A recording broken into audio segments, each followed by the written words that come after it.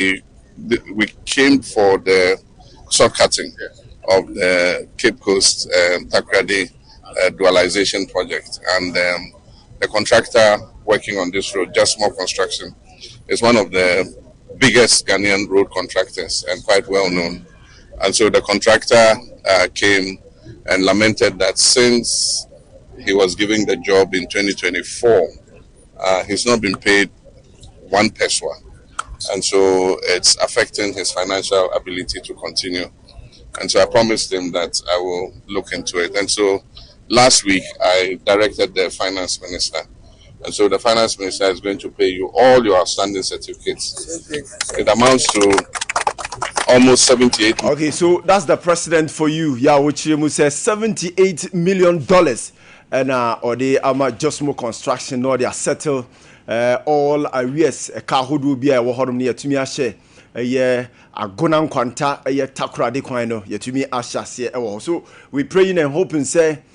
In reality, yabashasi na fi bibia tumi akoye. Now, Asante Hene esu say encroachment along Owebi River, or accountability from chiefs and authorities.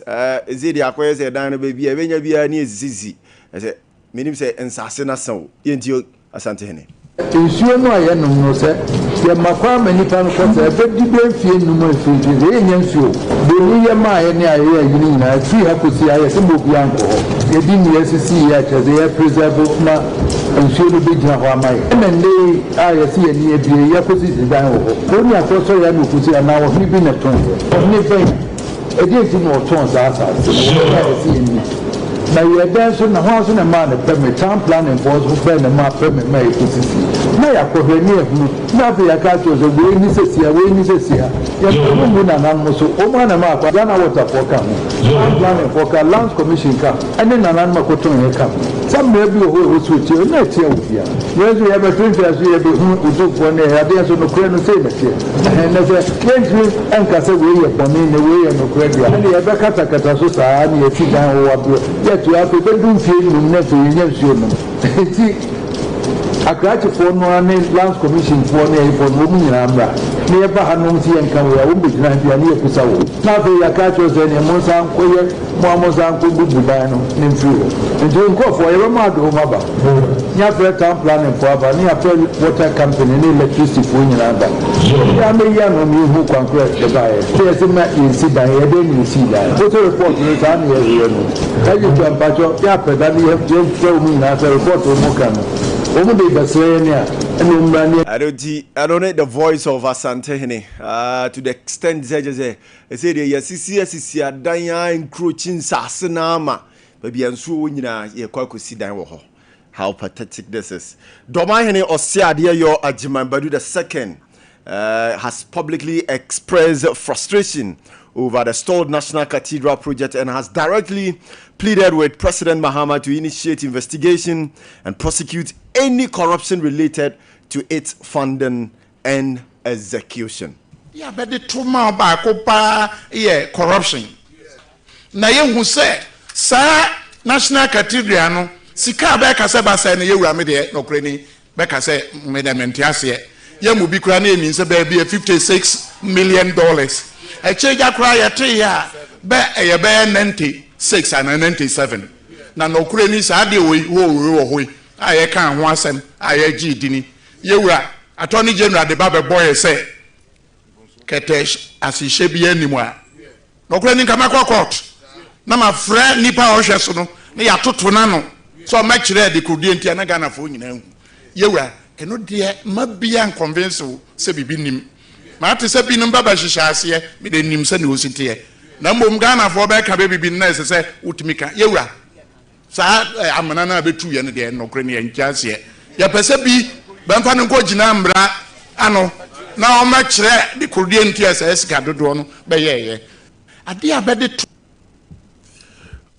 Okay, Harity Omanhene and so ensema odi tu jaro no. You can remove the Chief Justice but not the minority leader from his position as ECOWAS MP.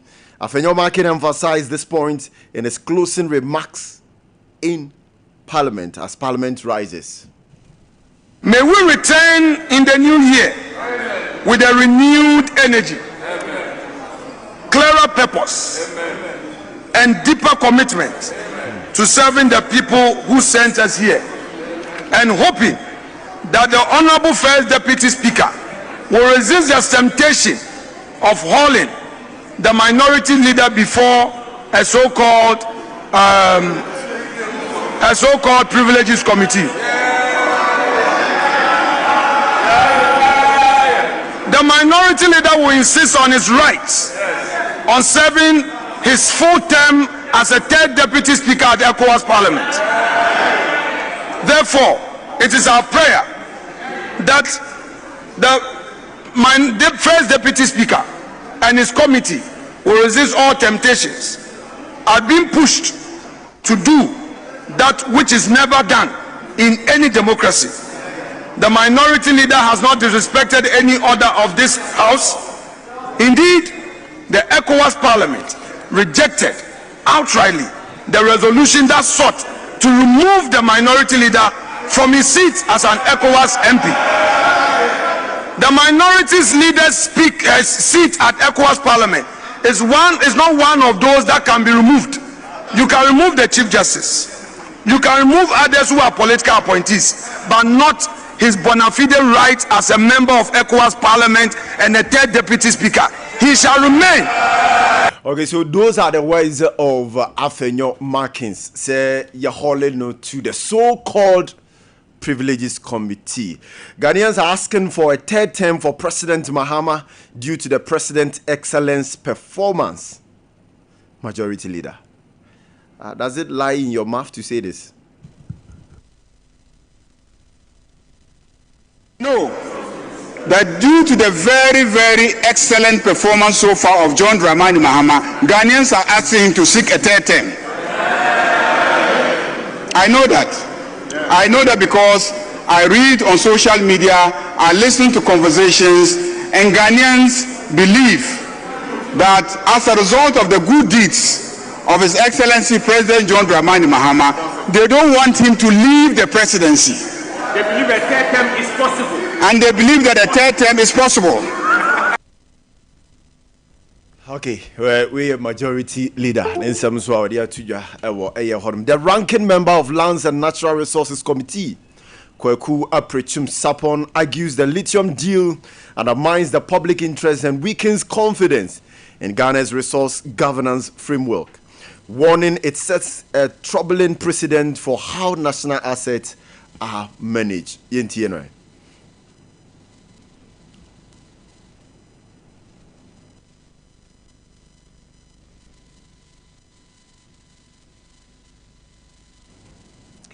Okay, etomo ebebo amawati and someone the ranking member Kweku Aprechum edituja for the lithium deal now from 10% ya deba 5% na fi enne ya withdraw their free Ghana's parliament and before say kwakotna ase na fi wo mahwem no mahunu and some no say the sitie ene baby also wo de to na if to me favor of my Ghana. The Ministry of Lands and Natural Resources has boosted the Blue Water Guards with 636 newly passed out personnel at the Ghana Navy forward operating in a Libo, raising the nationwide strength to 1,700. The Blue Guards will be protecting Ghana's water bodies from illegal mining.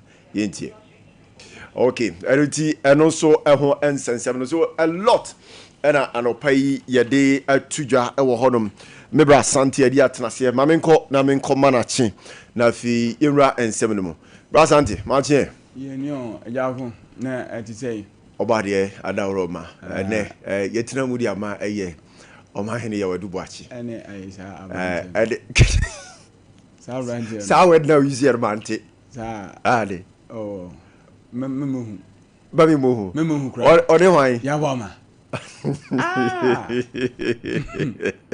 yaze ya bo me kwa ko fili ayi other countries and from an kakra Hey, Kakra. Asante, your choice of words are over and radio. Ya onso so.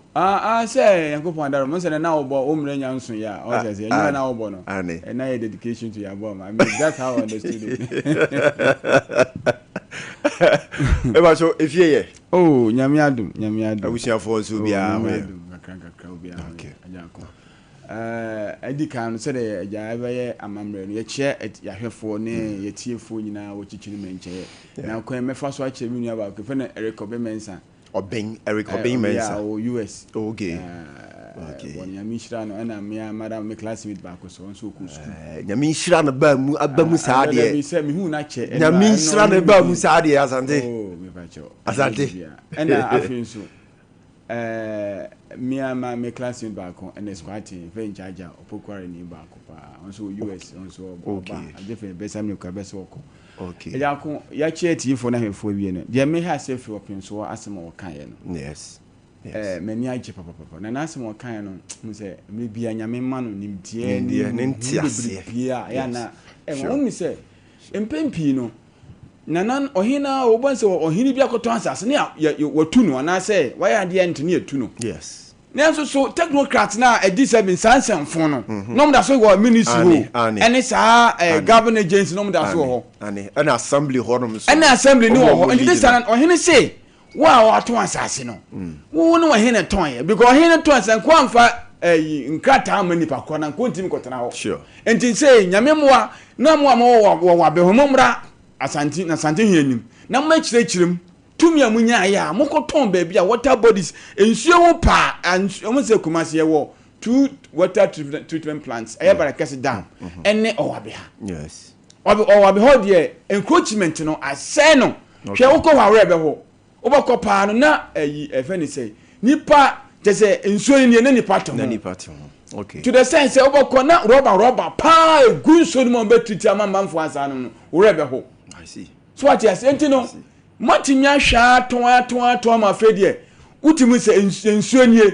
na events efisase ni party hunia monfa nipa ma mutumi koton because senke ton a nkanya namba ba beto yes ke aton for so many years ago entimi de ohene me ne ya dwene akachefo mo lands commission akachefo am wo ho anwan wherever you are momra mebo momabo amam hu nkrata mo de manipa muso munimu se eho no enya de se wo tumi se yeton munimo e won nkrata se ha no go area yenton enso ma hwe aton so ati ase ntinim de o hiase mo kan de me ne ja atwe completely we de ada pan company fo ne baba no enka we nyina nko hwe de mua no be mo hene ne ehu de eko because eya pa se o menja pade ebi fuma fa se yetonton basa na o hene yeton a enka be 20-30 years ago ona na man ton ka na baba enka wa ma meto so mpo de me de to ncha me sai wa ahemfo se ahensem na de ayi nana kan ye no fense won na do ma ahen so kan ye asem bo ha no kra na nya na wo na se wo kan because oni say one wo yo hene yes two wo sai yo PM udi asem e wa se asem we se kopa se eba a peace quarter so say omo de ne ko a peace quarter omo de ba peace quarter when you from that because what me we say interest man bro we be o man nyina de so and insane bi o ha ye can you should be very very careful because ya be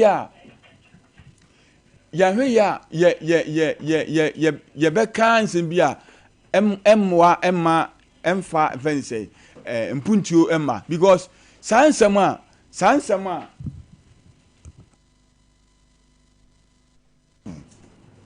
ama nyo no ko na ka gana ni bia even say hwehwemu ene mfifimu e be ya fast Cathedral yes now Asante me say is it not what it say you be prominent people say omodi omo voice betum now draw the attention of the president say indeed Ghana for in accountability nya ka o kan me should say onu o kan no we high court judge okay more or less prejudice say no mo ka kire any o I say ye di asam no kra bra ye ye wo so ye judge okay ne say Yoko ene attorney general di asana ba beto appeals court ensema wakin any said you was on the be excuse no ho or excuse no kra na say ko ba say omo be cancer na say mpo mo tete omo a na nana say mo hena say mo na nana say mo kanti won ha amafo be ka say aban enya tentrene because I say wa chema say virtual omudifo what I say enti and can say say omo buy and this buy but asante your bibia friend perception and say your corner scientists are fine. Why did he have to muddy the water in the first place? What did he say wrong? See, the make us or no walk seminal. Yes. He's at a privileged position, say, well, yeah, a peace court judge. Say Supreme Court judge, if I can say, on my penny fa assembly emra hwemu fan yem to talk for no. Me and I mention and go to my can SMP on that day. Me pa what I say. Oboti maka SMP appeal to the president especially nurses for mutifie ni sa na mane men. Enke beti mi aboa. Ama I mean that is my point because onya ka say ni dey electric controversial ground me je. O say last time na kasa o hen do man hen kasa e wo ada o mo gi omo mampanyi mama si o mo no. O kasa e ka bi fa galamse ho esa be kan wi no. Esa mne bia no. Me he's taking his out of the wind. The immediate to so ye ayarega de no. On say the ayarega kano minia. O mampanyi mama no na ya Ghana for ato abama no. Wo say on kobi. Waba be kase on kobi. General Mosquito fifi kote party mpanimfo nyina so say NDC for mama enkotete. Zo be kase asimu ya.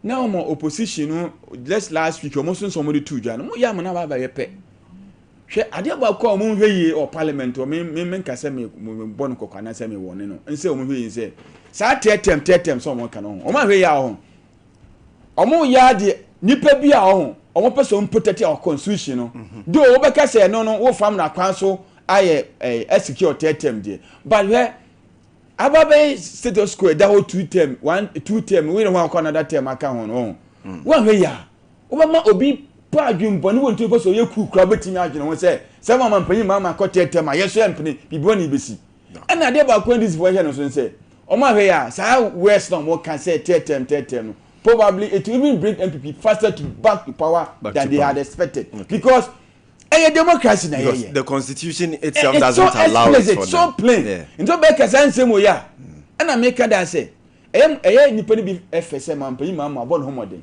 fine but that be uko entertain no mampanyi bi ba na say wo di o mana bro o man isu nsi apini na say ono so yes o fourth term because yes constitution am third term and yes say no e betima say na biemo because it is not giving us a cap say ya cap no say you are giving at the window say in future bia no bi ba also betimi I extended the tenure entimi dey sense am okay can enye democratic America for she's of democracy as enye 2 terms Donald Trump won cause am bi papa we oko Israel am systems o maybe an system Russia am system but ya just multi-party democracy atum enye 2 tenure no that is what it should be. And this as a political party should start by now. Say, Omubetimi a prepare will be behind the scenes. Not now, to distract the president or the vision of course. President Mahama. And sir, laying it down. You can make a very good case for some Mama Krabate Mukana, Montomas Asumesi, which can even go down amongst your followers. But say, Adia, any penny be cassetia saying, share Adia Omoke. Asofupi, ya has yes, I did we see. Omunya ina triad mo na mani pani biye bone no I see eni pa asofo ni bi timi kikensa mana se na Mahama ko man pani mama ko na sa timi trim kura na mo ka beto ni trim e say this absolute majority in parliament ometima e don pe bia anti samre is that how Ghanaians or why Ghanaians give them this majority no we need to expect say on be abuse this majority this extent say on be catch say tete omunya emwa so me say dey o ya so je bia so betimi aye nyema sebi nyema hu bia na because of some of these comments. I see. Asante, first submission based on encroachment of Owabi lands and as for Owabi. And what am a concern kakra edo. I think say it is time I was say Ghana for you share a certain conversation say answer na obi betumi asidan no dey any dey enu hi answer na was tumi akwa kusidan because here is the case your town and country planning na womo plan in asefo nyina about any district and the country no edan krata so nti se okoto asase a awasen ka assembly no ne town and country planning eboa mahu se ehanom yesi dan yeye ehanom awose yesi offices ehanom awose industries ne ye ha eha eye kwan eha eye school eha eye hospital. Is it not time I was at your chassis force this town and country planning ne the district assembly, municipal assembly, the metropolitan assembly, and say, take keen interest in erecting of buildings that were and Sasia who do also ne ye memohanum. And nana the assassin be madie. But emremuno a permissible. Say what's a wusi dana. I think at this time I was here reading our conversation because they say yes, you see Diana Massa, Oko Henkrata, so to me say a dime be a sequem. And they say, what's who then sequem, and dear, that should be only a corner, why wouldn't Asante and Emery a coso dear? Say, Ghana for said, is you want Mobracume. Never, a damn doco sequema, won't be any panu, who can now so is it not a case a binumna almost Jumo boom when you go so many some dark cooking. Sir, encroachment in a sir town country planning science missing. Ebia koso pa ebia koso over the years na ma we ntwam me madam for lawyer ni bi ka chem say jako e da me dan be hye no da me dan be hye no o se obesiu assembly no wo mu no obesiu omo obesiu town and country planning obesiu fire service for nyina adenti no wakasa o se obedi asase no I was say assembly and our town and country planning na first of all almost side say baby asase no da no e safe ubetumi asidan 2 I was say a dan answer no be erect no onya permit assembly man permit pe na kire say ubetumi asidan no de etoso mi ensanso answer no be chase so be sidan no so I was say fire service for nyina nso ebe ye wo inspection ehunu say ehonum e fire prone or anase flood prone area. Yeah, notice what caso erected and a bit. Now, of course, you feel we are say fire service. That is like no question. Jano head and a toy, Jano 100 to fire service and the battle. David said, one says, yes, structure a day who do ye. Asante, say Yato Hanoma, thank you, assisting ye in the sea. Now, I hardly say, but to 1 week. Obo vampire say Jabia meto honat you. And come aid no. But your mom ran away. Me person me dwell let on say. Count and country planning. Town and country planning. As I said, can a na bidia. Yes. And no ade bar assembly was a mama yen crat town na my wi. Share you come say her baby or her. As I some the school and ne. Kobrania baba so a new can say this is. And no man say am na say reason it. O man say am na say reason. Yes. What to assassin that one na ma hye na. Mo say yes I be tete na fofo na say the be ka ho boni be ba ho so no. As I say reason na no. Woni be ba ho so na market ekọ hospital ekọ. And the woni be ba ho so na a whole community. Be 3 or 4 communities and kese be nya hospital muni hospital afa na ambulance be rania to higher long distance and the obi oyare aba ho enti no say imagine say ye reason idika na wo high hospital ye reason ya beto am we be si dan si wo you see obe any day you see asase no nya wo dia ayo hini bi na na bi na ene dia so that's the point enti no say pese ye mi ani bra de na kan na me de me say ohina kan say omumra mechirem se mo amuni usasase we ye oman abanya pade encroachment ye mane nko na mahwa ama ohena to asase ne ne yesisi edan abensuo ho now what your treatment be na be more suitable say nipa betima no yentime nom enya pot good for drinking so ntime de on sankofo ne mo munya meje ohena ni mechire yen say enana nkrata no hwan ma wo san sa wo san no tumi be na wo de san na o mo so ton sa ase na munu sa ha no so yemfa emma ni panase sebi ho nsuo a ye be so na mamfa no nti wonto munya mo nko na nko chirechirim bati asante mame na ase ye be ko na afi asan ba ye the sports to aso medin e de kwa mi eja ko asante enso na atene kan ye da ho abasisi ayi sports for ne to aso